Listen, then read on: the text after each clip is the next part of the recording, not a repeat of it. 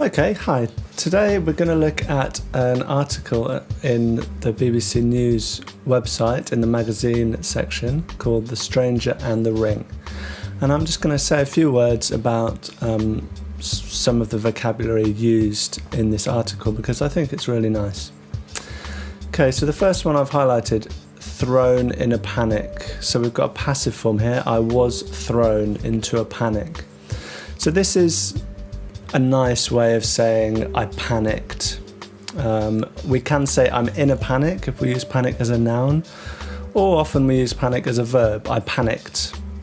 But here it gives a nice flavour, it gives a nice, it's a nice way of saying I began to panic, I was thrown into a panic. So to say thrown in means it was strongly. Racked with guilt.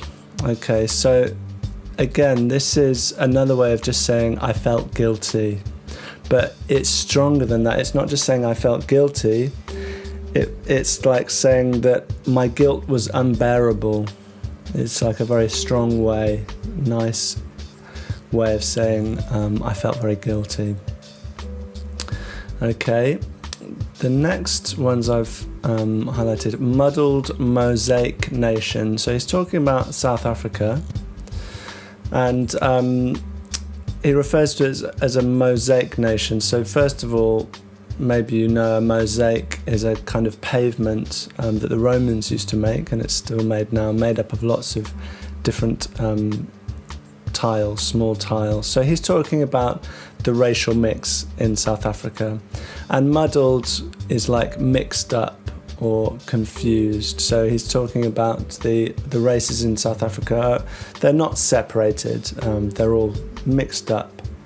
So I don't think he's using this in a negative way. He's just it's quite a poetic way of describing South Africa and its racial makeup. Okay, next, passed away. My father had passed away. So maybe you know this, but this is a nice way of saying die. It's a softer way. It's quite direct. It's a bit too direct often just to say die. My father had died. You could say that. But it's a nice alternative is to say passed away. He passed away. It's softer. It's softer. Okay, so the next one I highlighted, pinky. So this is quite informal, okay, and I think it's more American English than British English, and it just means the little finger. So the smallest finger is your pinky. Okay, consoled in my grief by my dad's beloved bling. Okay, so if we look at consoled, this just means to feel better. If something consoles us, it makes us feel better. So he is consoled, the writer is consoled by my dad's beloved bling. Okay, so bling is a very informal word. It's quite a new slang, and it really means kind of diamonds and things which flash, but it also means gold. So here he's using it to talk about his dad's gold ring. So he's consoled by... so he's obviously sad about his father's death, and wearing his dad's ring, he feels a bit better. He feels a connection with his father. Okay. Next thing I've highlighted is an emotional tsunami. Okay, so this is a nice way of talking. So instead of just saying I felt very emotional, he wants to emphasize this by comparing it to a tsunami, something very, very powerful. And it washed over him. So instead of just saying, oh, I felt very emotional, which is kind of quite boring, he says an emotional tsunami washed over me. So it's makes it much more beautiful and powerful. Okay, so moving on, we've got the ring. So if you haven't read this, he loses his ring on the beach. Maybe you've read it when I've been talking. So then he talks about the ring being a very small needle in a very large and tidally wet haystack. Okay, so this is an idiom or saying, which is, it goes like this: it's like looking for a needle in a haystack.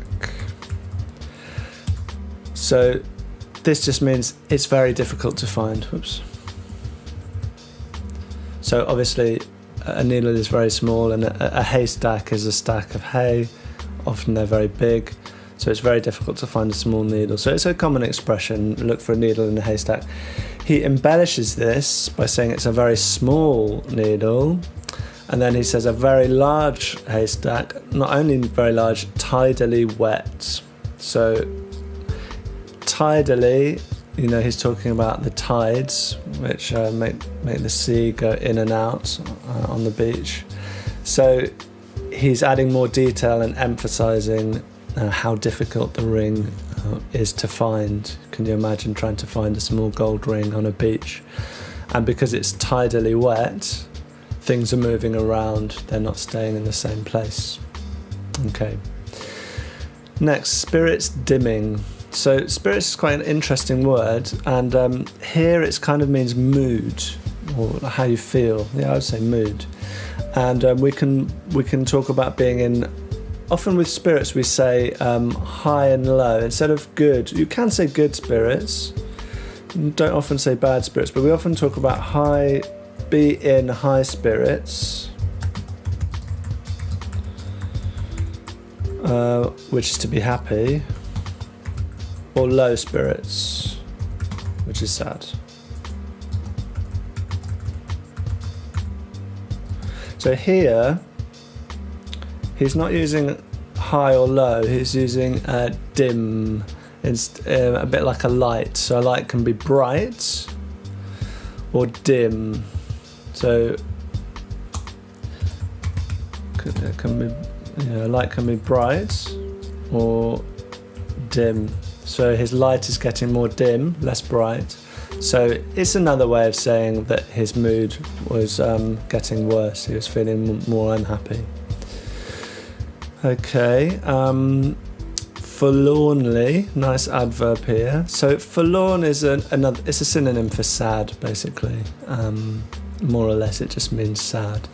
So days of searching passed sadly. It does have a shade of meaning, but it's kind of a bit difficult to put across. Circa 2001, I don't know if you've come across this. So this means from the time of 2001. It's probably Latin, but I couldn't swear to that. This is an interesting expression. I had done everything humanly possible. So again, this emphasizes, the word humanly here emphasizes. So I had done everything possible. Here we say humanly to emphasize anything that a human can do, I've done. I've done everything humanly possible. Okay, so moving on. Nice expression, look too good to be true. Okay, so this is quite a common expression.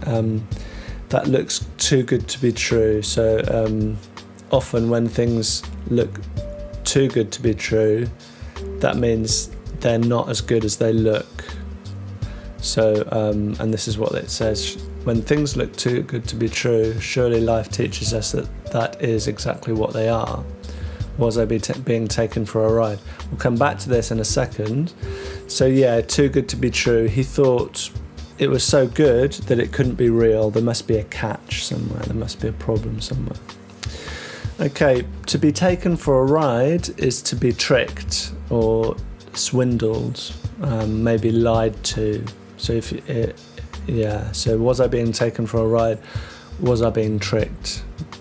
Okay, he wasn't sure because he's talking about, he was asking people with metal detectors to look for the ring, and one person said, I have only one condition, I don't want payment even if I find something. So this is very generous, and it was so generous that he had doubts, thinking, Maybe it's too good to be true. Maybe I'm being taken for a ride. You know, maybe this guy has another plan, but he's not being honest. Okay.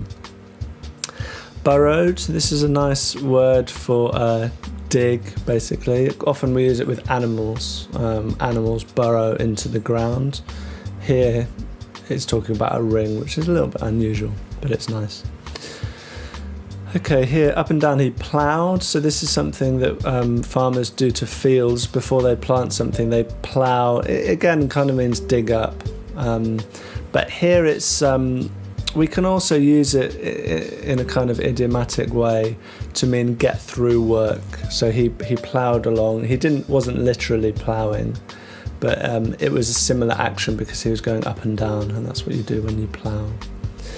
Crisscrossing. This is a nice expression for when you go one way then the other. Crisscross. So yeah, walking in diagonals, going forward and back. Forward and back is another way of saying crisscrossing. A ring pull is something that we don't really have them in England anymore because they stay attached to the can. But before, to open a can of fizzy drink, such as lemonade, you pull off the ring pull. So this is that's what that is. And finally, briny swill. Okay, so briny is from the word brine, which means salt water. And swill, it's like a mixture. Here it's a mixture of sand and water. Yeah, we can. It's often used when we refer to feeding pigs. They have like a mixture of it's kind of a liquidy food, and we call it pig swill. So it's a mixture of liquid and something else. Here it would be sand.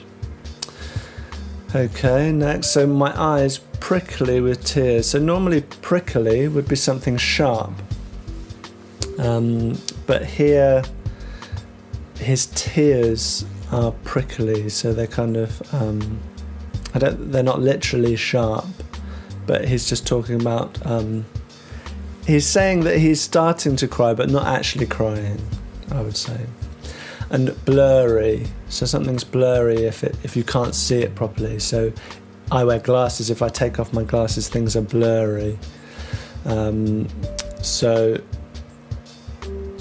his eyes were blurry because of the tears, and blurry with expectation. Yeah, this is just like a poetic way of talking about how much he really wanted to find the ring. Okay, so grinned, synonym for smile. This is quite a nice one. Yeah, it just means smile. Fairly informal, but not very informal. Capered, so to caper means, so let's write this, grin, to grin, smile.